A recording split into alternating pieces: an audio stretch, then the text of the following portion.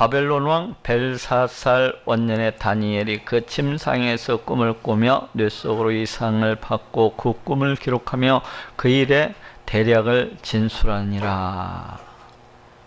여기 지금 바벨론 왕 벨사살이 나오고 있습니다. 지난 시간에는 6장에서는 메데 바사 왕이었던 다리오 왕에 대해서 나왔었어요. 근데 지금 또다시 바벨론 왕 벨사살로 이렇게 돌아가고 있는 것을 볼 수가 있습니다. 그 얘기는 다니엘서가 어떤 역사상에서 일어났었던 어떤 그 순서대로 기록되어진 것이 아니라 이 다니엘이 그 뜻한 바대로 이렇게 서술해 나가고 있다는 것을 알 수가 있어요. 즉 다니엘이 이 다니엘서의 그 주제에 맞게끔 이렇게 임의대로 이렇게 배치를 해서 기록하고 있다는 것을 알 수가 있습니다. 바벨론 왕 벨사살, 이 벨사살이 누구입니까? 벨사살은 나보니두스의 아들이에요. 근데 이 벨사살 왕을 알아보기에 앞서서 잠깐 지지난 시간인가 언젠가도 이 바벨론 왕의 계보에 대해서 잠깐 이렇게 언급을 했었는데 복습하는 의미에서 다시 한 번 더 살펴보기로 하겠습니다. 그 바벨론 나보폴라살의 그 아들이었던 느부갓네살이가 이제 BC 605년에 바벨론의 왕위에 오릅니다. 그리고 BC 562년 죽고 그 아들이었던 에일모로다기가 이제 그 왕위에 오르는 것을 볼 수가 있어요. 근데 BC 562년 왕위에 올랐다가 BC 560년 그 매부였던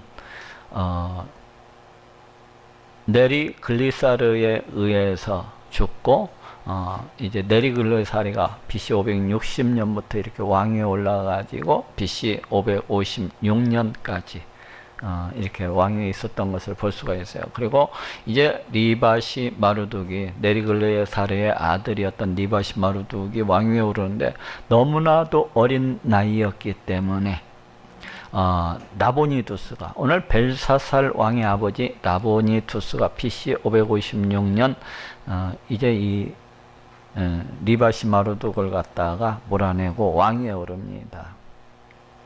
근데 이 사람은 왕위에 오르고서 그다지 정치에 흥미를 잃어버렸는지 지금 세간에 알려지기로는 그 아라비아 대마라는 곳에 이제 원정을 갔다고 알려지고 있는데 또 한간에 또 이야기 되어지는 것은 정치의 뜻을 잃고서 그와 같이 대마로 내려가서 지낸 것이다는 이야기를 하기도 합니다. 그러면서 자기가 이제 벨사살 자기 아들을 갖다가 섭정왕으로서 세우고 떠나가는 것을 볼 수가 있는데 그 뒤로 바벨론에 돌아오지를 않았어요. 그래서 이 벨사살이 그 섭정왕으로서 왕위에 올랐던 그 시대에 대해서도 여러 가지 이야기들이 있습니다. 뭐 BC 556년이다, 아니면은 BC 553년이다, 552년이다, 여러 가지 이야기들이 있는데 그냥 뭐 BC 552년경쯤으로 이렇게 해둡시다.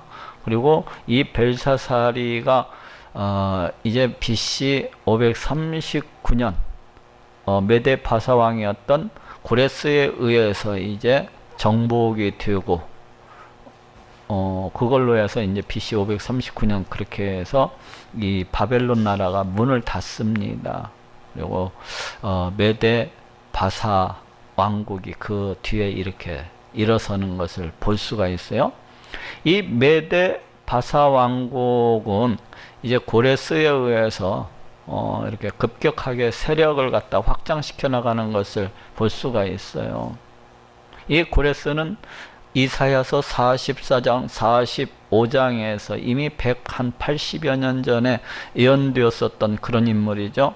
그래서 이 고레스가 왕위에 이제 올라가지고 BC 550년경 메대를 갖다가 병합을 하고 그 여세를 몰아서 BC 546년경에 이 니디아를 갖다가 또한 이제 정복을 합니다.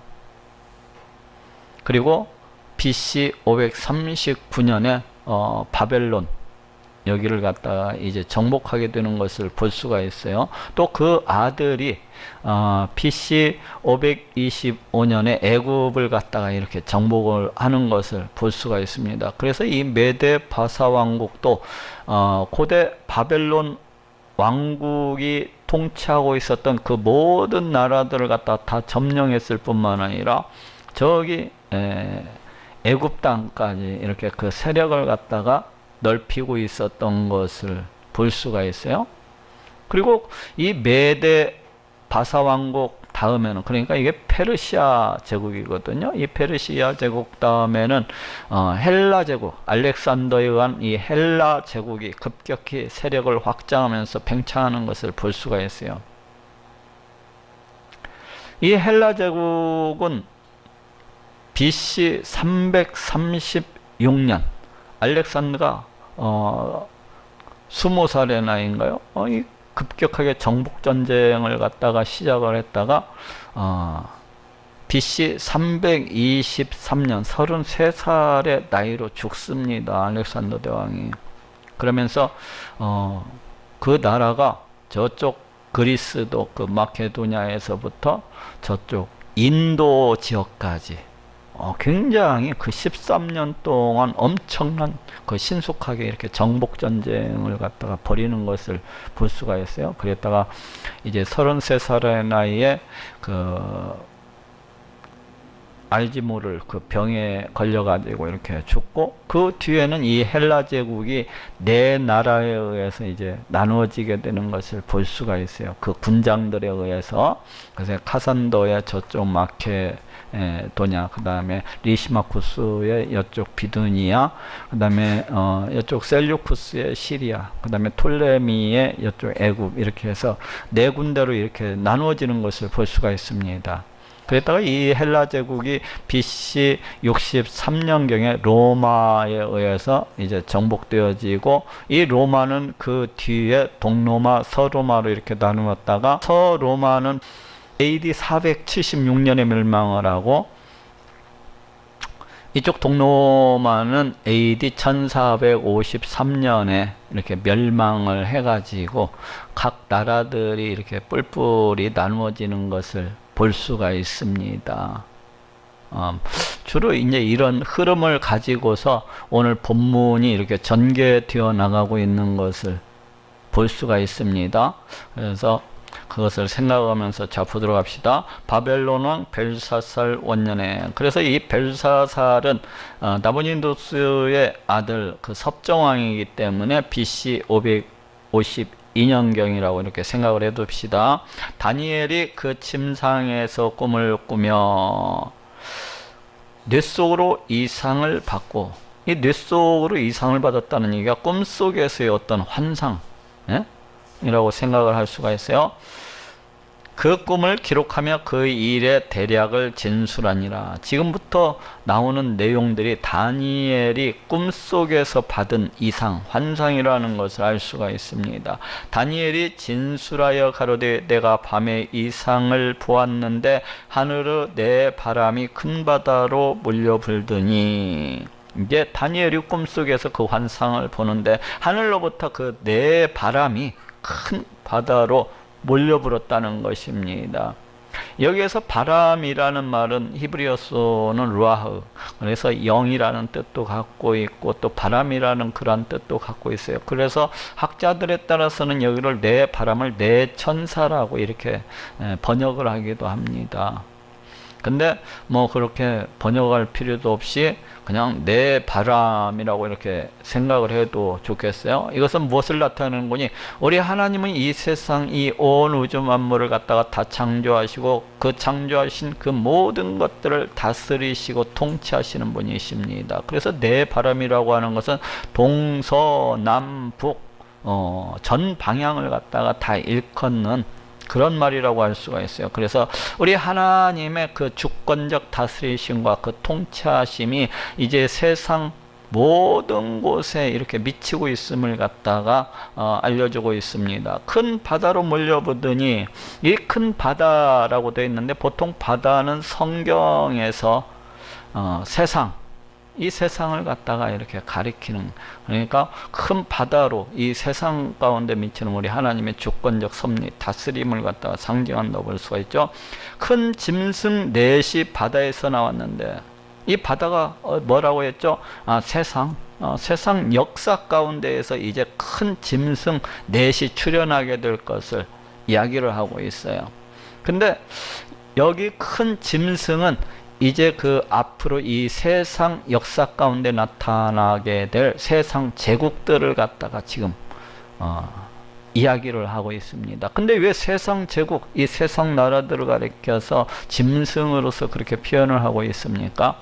이 세상 나라라고 하는 것은 이 세상 백성들이 주체가 되어 있는 거 아닙니까? 그래서 이 세상 나라는 지극히 부패하고 타락한, 우리 하나님을 떠나서 우리 하나님을 대적을 하고 우리 하나님을 배역하는 그러한 나라들입니다. 그랬다가 나중에는 결국 우리 하나님께로부터 심판을 받고 멸망을 당하게 될 그 세상 나라들을 갖다가 가리키고 있다고 볼 수가 있어요.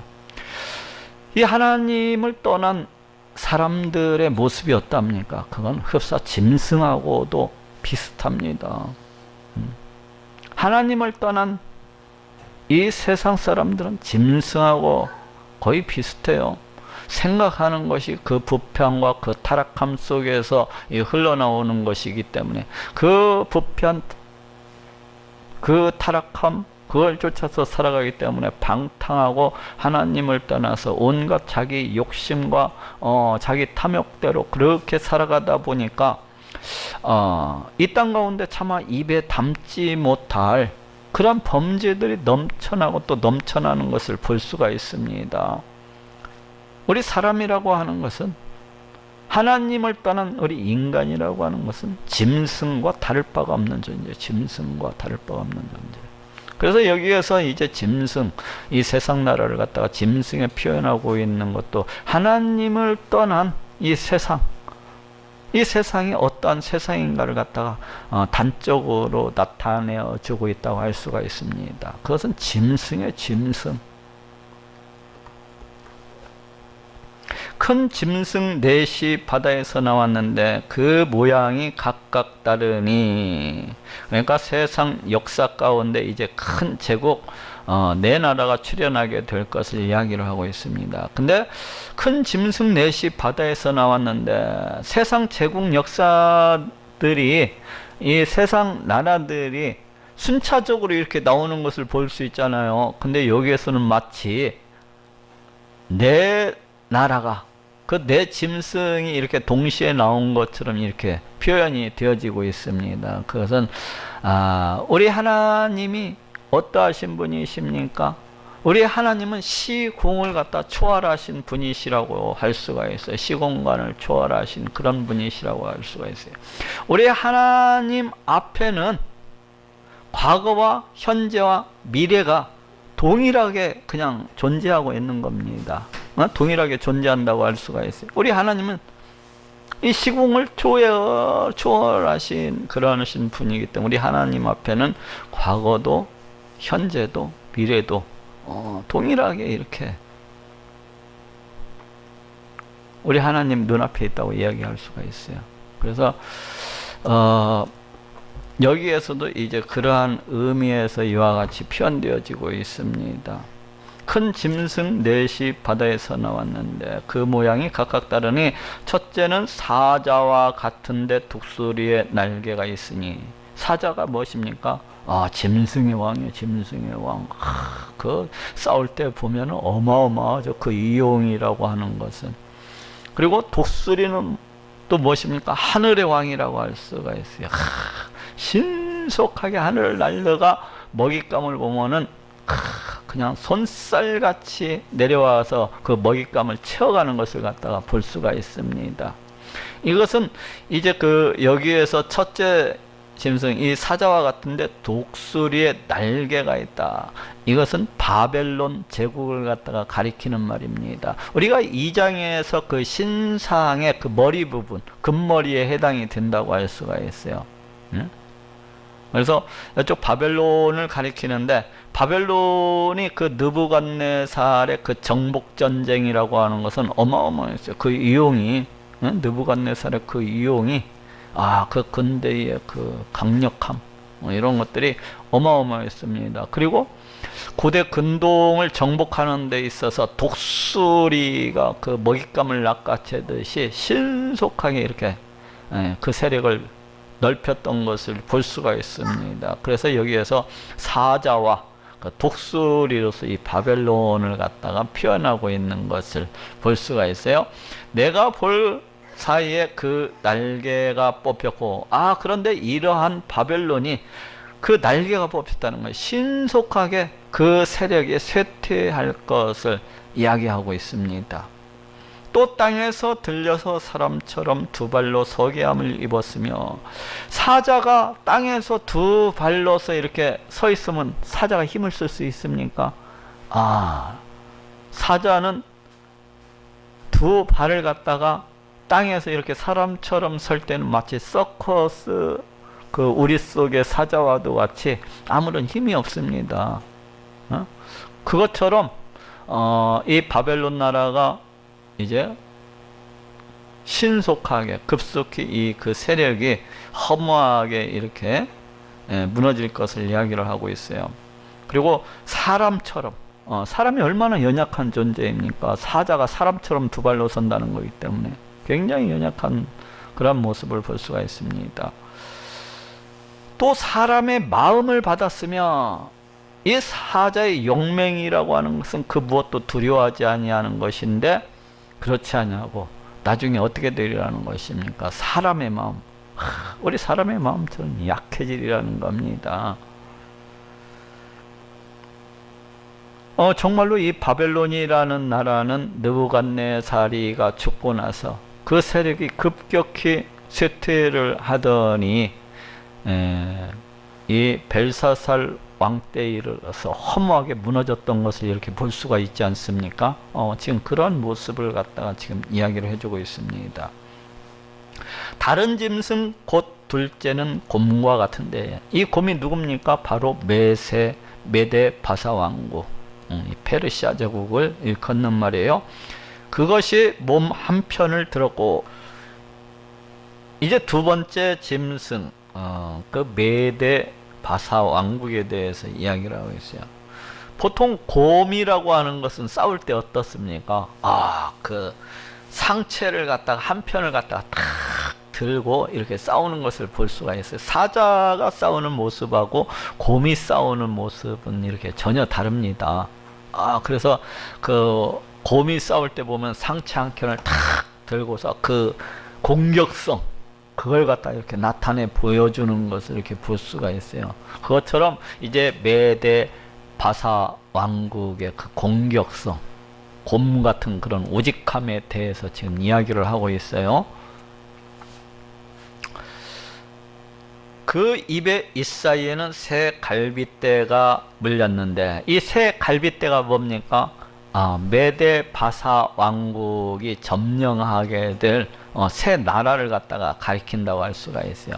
메데 바사 왕국이 어디 이렇게 정복했습니까? BC 546년에 리디아, 그 다음에 BC 539년에 바벨론, 그 다음에 BC 525년에 애굽을 갖다가 이렇게 정복을 했어요. 바로 그것을 갖다가 지금 이야기를 하고 있습니다. 새 갈빗대가 물렸는데 그에게 말하는 자가 있어 이르기를, 이 말하는 자가 누굽니까? 바로 천사라고 할 수가 있어요. 이르기를 일어나서 많은 고기를 먹으라 하였으며, 그러니까 새 나라를 갖다가 정복을 했지 않습니까? 그것은 이제 철저한 어떤 파멸, 철저한 정복을 갖다가 지금 명령하고 있는 것을 볼 수가 있어요. 그렇다고 한다면 이 메데 바사 왕국이 이 리디아와 바벨론과 이 애굽을 정복을 하는 것이 우리 하나님의 명령에 의해서 되어졌다는 것을 알 수가 있습니다. 다시 말을 하면은 우리 하나님의 주권적 그 다스림, 그 통치하심에 의해서 이런 모든 것들이 이루어진다는 것을 알 수가 있습니다. 결국 우리 하나님은 이 세상 모든 역사를 그 뜻대로 다스리시고 그 뜻대로 주관하시는 그러하신 분이시라는 것을 알려주고 있는 거예요. 우리가 겉으로 보기에는, 우리 사람들이 겉으로 보기에는 이 세상 역사가 어떤 인간의 힘과 인간의 능력과 인간의 어떤 계획에 의해서, 어떤 의도에 의해서 이와 같이 움직여가는 것 같지만은 실상으로는 우리 하나님의 그 주권적 섭리에 의해서 이 모든 것들이 이렇게 이루어지고 있다는 것을 알 수가 있습니다. 그러니까 우리 하나님 얼마나 대단하신 분이십니까? 지금 여기에서도 이 다니엘이가 이 예언을 받는 때가 언제입니까? BC 552년경이에요. 552년. BC 552년경인데 지금 이 새 갈빗대 얘기를 하고 있습니다. 이게 언제 일어나는 일이에요? BC 546년, BC 539년, BC 525년에 일어나는 이 일들을 갖다가 정확하게 지금 예언을 하고 있습니다. 아니, 우리 하나님께서 장차 되어질 일을 환상을 통해서 이 다니엘에게 그대로 보여주고 있는 것을 볼 수가 있습니다. 이것은 정말로 놀라운 겁니다. 이렇게 정확하게 예언을 하고 있잖아요. 이건 정말로 놀라운 거예요. 우리 하나님께서 앞으로 우리 하나님 자신이 이 세상 역사를 갖다가, 이 세상 나라들을 갖다가 어떻게 일으키시고 어떻게 멸망케 할 것인가를 그대로 이 환상을 통해서 지금 보여주고 계신 것입니다. 그 후에 내가 또 본즉 다른 짐승 곧 표범과 같은 것이 있는데, 이제 세 번째 짐승, 이 표범에 대해서 이야기를 하고 있습니다. 이 표범은 메데 바사 왕국 이후에 일어났었던 헬라 제국을 가리켜요. 알렉산더 대왕에 의한 그 헬라 제국을 가리킵니다. 표범이 어떻습니까? 굉장히 빠릅니다. 그러면서도 굉장히 사납습니다. 그런 것처럼 이 헬라 제국을 아주 잘 표현해주고 있다고 할 수가 있어요. 이 표범이 BC 336년부터 BC 323년까지 이 알렉산더 대왕이 저쪽 그리스로부터 시작을 해가지고 이쪽 인도까지, 고대 근동을 휩쓸고 인도까지 신속하게 13년간에 걸쳐서 정복전쟁을 갖다가 이렇게 수행을 했습니다. 그러니까 얼마나 놀랍습니까? 그 등에는 새의 날개 넷이 있고, 이 표범인데 그 표범의 등에 날개 넷이 달려 있다는 겁니다. 날개가 뭡니까? 그 신속성을 갖다가 이야기를 해주지 않습니까? 그러니까 표범의 그 신속함에다가 또 이 새의 날개 넷이니까 그 엄청난 빠른 이런 정복전쟁을 갖다가 암시해주고 있습니다. 그러면은 여기에서도 우리가 알 수가 있죠. 알렉산더 대왕이 그렇게 위대했었나? 어떻게 보면 이렇게 생각할 수가 있잖아요. 근데 이 모든 것들이 지금 누가 이렇게 하고 계시다는 겁니까? 우리 하나님께서 하신다는 거예요. 우리 하나님께서 세울 자를 세우셔가지고 우리 하나님의 계획대로, 주권적 섭리대로 이 모든 것들을 이렇게 행해 나가시는 겁니다. 이 세상 역사를. 새 날개 넷이 있고 그 짐승에게 또 머리 넷이 있으며, 이 표범, 그 날개 넷이 달린 이 표범의 머리 위에 지금 짐승의 머리 넷이 달려있다. 넷이. 이 헬라 제국 이후에 일어나게 될, 알렉산더 대왕이 죽고 병으로 죽고 그 군장들에 의해서 이 헬라 제국이 네 개로 나누어지게 됩니다. 그게 어디예요? 카산도의 그 마케도냐, 그 다음에 리시마쿠스의 그 비두니아, 그 다음에 셀루쿠스에 의한 그 시리아 지방, 그 다음에 톨레미에 의한 그 애굽 지방, 이렇게 그 헬라 제국이 네 장수에 의해서 이와 같이 나누어지는 것을 볼 수가 있어요. 이것을 갖다 지금 정확히 이야기를 하고 있습니다. 그 표범으로부터 머리 넷이 이렇게 있다는 거니까. 또 권세를 받았으며, 누가 권세를 주셨다는 겁니까? 우리 하나님께서 주셨다는 거예요. 누구한테? 이 네 장수한테.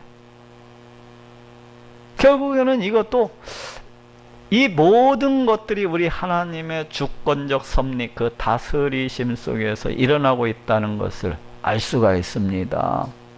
야, 이 정도 되면요, 마음속으로 크게 놀라야 됩니다. 마음 한편이 너무 놀라가지고 기절을 해야 돼요. 이야, 우리 하나님 정말로 끝내주시는 분이시로구나. 이게 지금 언제 예언된 거예요? BC 552년. 그럼 여기 지금 머리 넷이 나눈다는 것이 이게 언제 이루어지는 거예요? BC 323년. 그러죠? 야, 200여 년 뒤에 일어날 일인데 이게 그대로 이와 같이 예언되어지고 있고, 우리 하나님께서 환상을 통해서 그 다니엘에게 그대로 보여주고 있는 것입니다. 내가 밤 이상 가운데 그 다음에 본 넷째 짐승은, 앞에서는 뭐 표범, 또 곰, 또 사자, 이와 같이 어떤 분명한 어떤 형상이 있었는데, 지금 네 번째 짐승은 어떤 형상에 대해서 이야기를 하지 않고 그냥 넷째 짐승이라고 그렇게 나오고 있어요. 이 넷째 짐승은 헬라 제국 이후에 일어나게 될 바로 로마 제국을 갖다가 일컫는 말이에요. 로마 제국. 로마 제국이 언제 일어났습니까? BC 63년경에 이렇게 일어나는 것을 볼 수가 있어요. 예? 이 모든 지방을 갖다가 다 점령을 하고 BC 63년경에. 그래서 여기 넷째 짐승은 무섭고 놀라우며, 이 로마 제국은 이 세상 역사 가운데서 어떻게 보면은 가장 세력이 강대했었던 나라입니다. 이 바벨론 제국보다도 훨씬 더 크고, 이 메데 바사 왕국보다도 훨씬 더 크고, 이 헬라 제국보다도 훨씬 더 큰 그것이 로마 제국입니다. 이 로마 제국은 아프리카와 이 고대 근동과 저쪽 유럽과 이 모든 지역을 갖다가 다 지배했었던 나라이기 때문에 엄청나게 이 앞에 있었던 그 세 제국과는 비교도 할 수 없이 그렇게 강력하고 강대한 제국입니다. 이 로마 제국이. 그래서 여기 넷째 짐승은 무섭고 놀라우며 또 극히 강하며 이렇게 표현을 하고 있습니다. 그렇죠. 이 지금까지 있었던 제국들과는 비교도 할 수 없이 무섭고 놀랍고 또 극히 강하며 또 큰 철 이가 있어서 쇠로든 이빨이 있다는 거예요. 이것은 신상에서 우리가 봤을 때 철로 된 다리를 갖다가 지금 해당하는 그 부분이라고 알고 있어요. 신상에서도 로마 제국을 표현할 때 철로서 이렇게 표현을 하고 있는데, 지금 여기에서도 큰 철이가 있어서 이렇게 이야기를 하고 있어요. 먹고 부서뜨리고, 이 로마 제국의 그 강력함, 그로 인해서 로마 제국이 이제 정복 전쟁을 갖다 이렇게 수행해 나가게 될 것을 갖다가 이야기를 하고 있어요. 근데 먹고 부서뜨리고 아주 철저하게 이렇게 짓밟고 정복 전쟁을 수행해 나가는 모습을 볼 수가 있습니다. 그 나머지를 발로 밟았으며, 여기서 그 나머지가 뭡니까? 그것은 앞선 세 제국들이 정복하지 않았던 지역들. 에? 그러니까 로마 제국이 그 처음 바벨론 제국이 정복했었던 나라들, 그 다음에 그 뒤에 메데바사가 그 바벨론을 갖다가 멸망을 시키면서 그 지역들을 또 다스리게 됐었고, 그 뒤에는 헬라 제국이 더 넓게 이렇게 정복했었던 것을 볼 수가 있는데, 이 로마 제국은 이 세 제국이 짓밟았었던 그 나라들 외에도 그 나머지를 갖다가 다 발로 밟았다는 거예요. 그러니까 그 세 나라들의 영토보다도 훨씬 더 큰 영토를 갖다가 그렇게 이제 지배하게 될 것을 갖다가 알려주고 있습니다. 실제로 세상 역사는 그렇게 되었다는 것을 또 알 수가 있어요. 이 로마 제국이 아프리카 그리고 유럽 이 고대 근동 다 차지했었으니까. 근데 이게 언제 예언이 된 거라고요? BC 552년 다니엘의 꿈, 그를 통한 환상을 통해서 우리 하나님께서 자신이 앞으로 세상 역사를 어떻게 주관하시고 어떻게 다스려 나가실지를 갖다가 지금 보여주고 계신 겁니다. 보여주고 계신 거예요. 그러니까 BC 63년경이면은 생각을 해보십시오. 약 500년 전에 예언이 됐었던 것을 갖다가 그대로 500년 뒤에 그대로 일어났었다는 것을 세상 역사는 보여주고 있습니다. 이것이 다니엘의 이 환상이 500여 년 뒤에 그대로 이루어지는 것을 볼 수가 있어요. 그러니까 이거 얼마나 놀라운 일입니까? 이 짐승은 전의 모든 짐승과 다르고 또 열뿔이 있으므로, 그렇죠. 이 짐승은 전의 모든 짐승, 그 세 제국과는 비교도 할 수 없이 강력한 나라죠. 이 로마 제국이라는 나라가 전의 짐승과 다르고 엄청나게 강력한 겁니다. 무섭고 놀랍고 또 지극히 강력하고, 그러면서도 이 로마 제국이라는 나라가 지금도 그 유적들을 갖다가 볼 수가 있는데요. 요즘 초현대식 그런 건축물들을 갖다 이렇게 볼 수가 있습니다. 원형 경기장 하며 뭐 이러한 것들이 요즘과 비교해도 전혀 뒤지지가 않을 만큼 그와 같이 엄청난 이 문화, 그 용성한 문화를 갖다 이렇게 남겼던 것을 갖다가 지금도 이렇게 볼 수가 있는데 참 놀라운 나라입니다. 지금 그것을 갖다가 이 다니엘이 500여 년 전에, 이 로마 제국이 있기 500여 년 전에 이것을 갖다가 그대로 예언을 하고 있다는 것은 정말로 놀라운 일입니다. 이것을 보면서 하나님은 정말로 살아계신 분이시로구나. 우리 하나님은 정말로 이 세상, 이 온 우주 만물을 갖다가 다 창조하시고 이 모든 것들 그 뜻대로 다스리시고 통치하시는 분이시로구나 하는 것을 갖다가 못 깨닫는 사람은 참 바보입니다. 그러하신 하나님을 갖다가 지금 발견치 못하는 사람은 참 한심한 사람이에요. 생각을 해보십시오. 이게 단순한 예언이 아닙니다.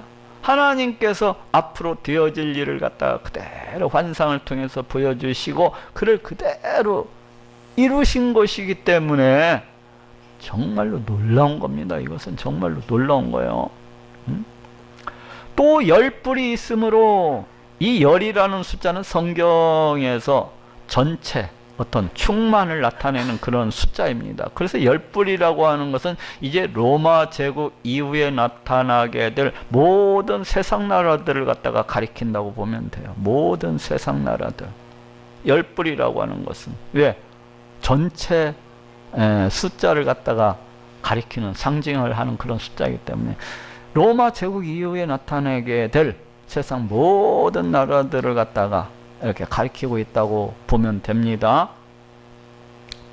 또 열뿔이 있으므로 내가 그 뿔을 유심히 보는 중, 그 뿔이 뭐요? 이 열뿔을 갖다가 유심히 보는 중에 다른 작은 뿔이 그 사이에서 나더니, 그러니까 세상 로마 제국이 어떻습니까? 멸망을 하고 그 로마 제국이 이제 뿔뿔이 이렇게 갈라지게 되겠죠. 그래갖고 지금의 유럽과 같이 뿔뿔이 이렇게 갈라져 가지고 이 세상 나라들을 갖다가 이렇게 이루고 있을 때에 그 사이에서 작은 뿔, 이 작은 뿔이 무엇이냐? 적 그리스도 혹은 적 그리스도의 나라라고 볼 수가 있습니다. 이것을 어떤 사람들은 이제 세상 종말의 때에 나타나게 될, 우리 예수님께서 재림 전에 나타나게 될 적그리스도, 적그리스도의 나라를 갖다가 이렇게 가리킨다고 보기도 합니다. 그런데 또 한편으로는 우리 예수님 이후에, 우리 예수님 초림 이후에 우리 예수님께서 재림하시기 전까지 활동하게 될 적그리스도, 그리고 적그리스도의 나라들을 갖다가 가리킨다고 볼 수도 있는 거예요. 이게 왜 그렇습니까? 벌써 초대교회 당시에도 적그리스도가 활동하고 있었던 것을 볼 수가 있습니다. 적그리스도들이 나타나고 활동하고 있는 것을 볼 수가 있어요. 성경상에서도. 그렇기 때문에 여기에서 이 작은 뿌리라고 하는 것은 우리 예수님께서 재림하시기 전까지 나타나게 될 그 적그리스도 혹은 적그리스도의 나라들을 갖다 이렇게 총칭하고 있다고 이렇게 볼 수도 있는 것입니다. 이 적그리스도의 나라들이 하는 하는 일들이 무엇입니까? 사탄의 사주를 받아서 사탄의 도구요, 사탄의 통로가 되어서 우리 하나님을 갖다가 대적하고 우리 하나님의 백성들을 갖다가 핍박하고, 그러한 족속들이 아닙니까? 이 적그리스도가 우리 하나님을 갖다가 대적을 하고 우리 하나님의 백성들을 갖다가 핍박을 하고 못살게 굴고 그 신앙을 갖다가 와해시키기 위해서, 그 신앙을 갖다 빼앗기 위해서 발버둥치는 그러한 자들이 아닙니까? 그렇기 때문에 이러한 자들은 우리 예수님 이후로 수도 없이 많았었고 지금도 활동하고 있는 것을 얼마든지 볼 수가 있습니다. 적그리스도적인 나라들이 오늘날에도 수없이 활동하고 있는 것을 볼 수가 있어요. 기독교인들을 잡아다가 감옥에다가 갖다 잡고 죽이고 핍박을 하고, 그런 나라들이 지금도 있는 것을 갖다 얼마든지 볼 수가 있습니다. 지금도 적그리스도가 활동하고 있는 것을 얼마든지 볼 수가 있어요. 지금 그 이야기를 하고 있습니다. 작은 뿌리 그 사이에서 나더니 먼저 뿔 중에 셋이 그 앞에 뿌리까지 뽑혔으며, 이 10뿔 중에서 뿔 셋이 그 앞에 뿌리까지 뽑혔다는 거예요. 이 적그리스도의 나라가 정복전쟁을 갖다가 수행한다는 것을 알 수가 있어요. 세상 나라들을 갖다 침략을 해가지고 짓밟고 멸망시키고 이러한 일들을 갖다가 행해 나간다는 것을 알 수가 있습니다. 이 작은 뿔에는 사람의 눈 같은 눈이 있고 또 입이 있어 큰 말을 하였느니라. 이 작은 뿔, 이 적그리스도가 성격에 대해서 지금 이야기를 해주고 있습니다. 이 적그리스도의 나라의 이 성격에 대해서 무엇이라는 거예요? 사람의 눈 같은 눈이 있고, 눈이라고 하는 건 보통 성경에서 그 어떤 마음의 어떤 창이라고 할 수가 있잖아요. 그래서 그 심령 상태를 갖다 대변해 주는 것이라고 할 수가 있는데, 이 보통 적그리스도의 나라들은 우리 하나님의 존재를 갖다가 부정하는 것을 볼 수가 있습니다. 우리 하나님의 존재를 부정하는 것은 이 세상 사람들, 우리 하나님을 믿지 아니하는 사람들은 다 우리 하나님의 존재에 대해서 부정을 합니다. 그리고 이 사람들이 공통적으로 가지고 있는 것이 무엇입니까? 우리 하나님 중심주의와 반대가 되는 인본주의를 갖고 있어요. 사람 중심, 사람이 최고라는 겁니다. 사람이 최고, 인간이 최고라는 거예요. 그래서 인간의 힘과 인간의 능력과 인간의 지혜와 이런 것들을 갖다가 최고로 이렇게 높이는 것을 볼 수가 있어요. 우리 하나님을 갖다 높이지 않습니다. 우리 하나님을 멸시하고 우리 하나님을 무시하고, 이것이 적그리스도의 특징입니다. 우리 하나님을 멸시하고 우리 하나님을 무시를 합니다. 그리고 또 입이 있어. 이 입이 뭡니까? 그 심령에 있는 것을 갖다가 드러내는 거 아닙니까? 드러내는 그 통로 아닙니까? 그래서 큰 말을 하였느니라. 이 큰 말이 무엇인 거냐? 바로 우리 하나님을 갖다 무시하고 멸시하는 말, 우리 하나님을 모독하는 말. 우리 하나님을 향하여서 대적하는 말, 그 다음에 하나님의 백성들인 이 성도들을 갖다 핍박을 하고 무시하고 멸시하는 이야기들, 이런 말들을 갖다가 이제 하였다는 겁니다. 이 작은 뿔이. 그러니 지금 이 성경의 예언대로 오늘날 그대로 이러한 현상이 이렇게 이루어지고 있는 것을 볼 수가 있어요. 로마 제국 이후에 수많은 세상 나라들이 이렇게 있는 가운데 적그리스도, 그리고 적그리스도의 나라들이 일어나 가지고 정복 전쟁을 수행해 나가고, 또 한편으로는 우리 하나님을 갖다 무시하고 멸시를 하고 우리 하나님을 대적을 하고 하나님의 백성들을 갖다가 잡아 가두고 죽이고 핍박을 하는 이러한 모든 것들을 갖다가 이렇게 볼 수가 있습니다. 지금 이것을 우리 하나님께서 그 다니엘의 그 환상을 통해서 그대로 보여주고 계신 것을 볼 수가 있어요. 이것을 지금 누가 이렇게 하시는 겁니까? 우리 하나님께서, 우리 하나님의 주권적 섭리와 주권적 그 다스리심과 그 통치하심 속에서 이 모든 일들이 이와 같이 진행되어져 나가고 있다는 것을 알 수가 있어요. 그렇다고 해서 우리 하나님이 그 어떤 악을 갖다가 이렇게 조장을 하시고 악을 갖다가 이렇게 행하시는 그러신 분은 아니에요.